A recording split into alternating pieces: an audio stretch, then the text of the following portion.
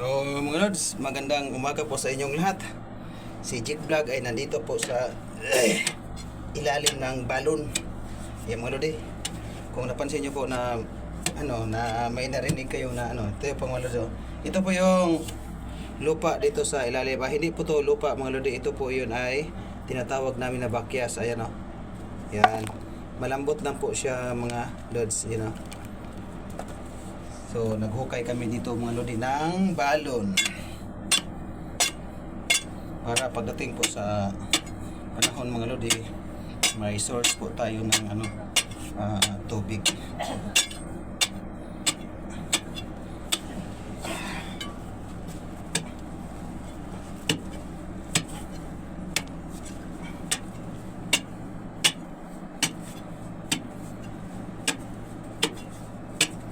So nasa mga siguro to mga lods, nasa mga 3 dipa yung lalim niya. Papakita ko po sa inyo mga lodi yung yung tinatamaan ng ito po mga lods.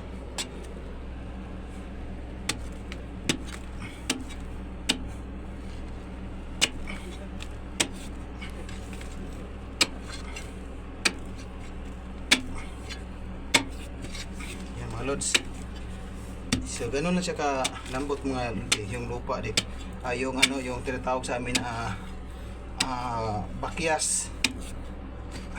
So masarap po yung yung pagdating na po sa panahon na bigyan na po kami ng grasya na tubig. So masarap po kasi yung tubig sa galing po dito sa bakyas na yan. Pero may lupa na siya mga lods. Yung lupa niya medyo mabasa-basa na po. Ayun mga lods. May nakita akong lupa na medyo mabasa-basa na.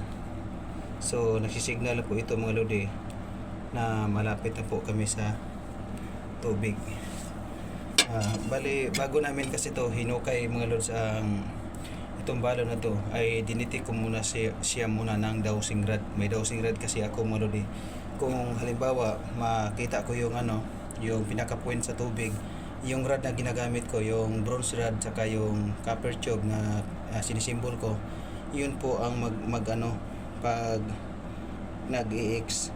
Tapos kung nag-i-X na yun, kung saan yung nag-umpisa yung X, yun na po ang pinaka-pointing sa tubig. So i-update ko po kayo mga lodi pagdating sa panahon na meron na po kaming masagap nito na tubig. Hindi ko lang po mga lods ma-identify kung gaano po kalalim ang tubig. Basta yung pakiramdam ko po pag nagditik ako, meron pong siyang nasasagap na tubig.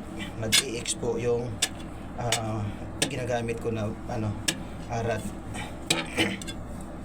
So kung wala akong rod na ginagamit mga lodi, ang ginagamit ko po minsan ay bayabas.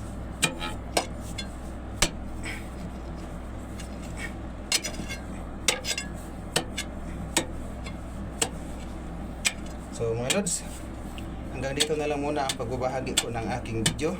So i-update ko po kayo mga lodi sa hinuhukay namin na balon at may tubig na pag ito magiging finish na. Para dyan sa mga gustong magpa-detect sa akin ng ng tubig. So kung dito lang around sa amin, so walang problema, magde-detect tayo mga lods. Bye bye.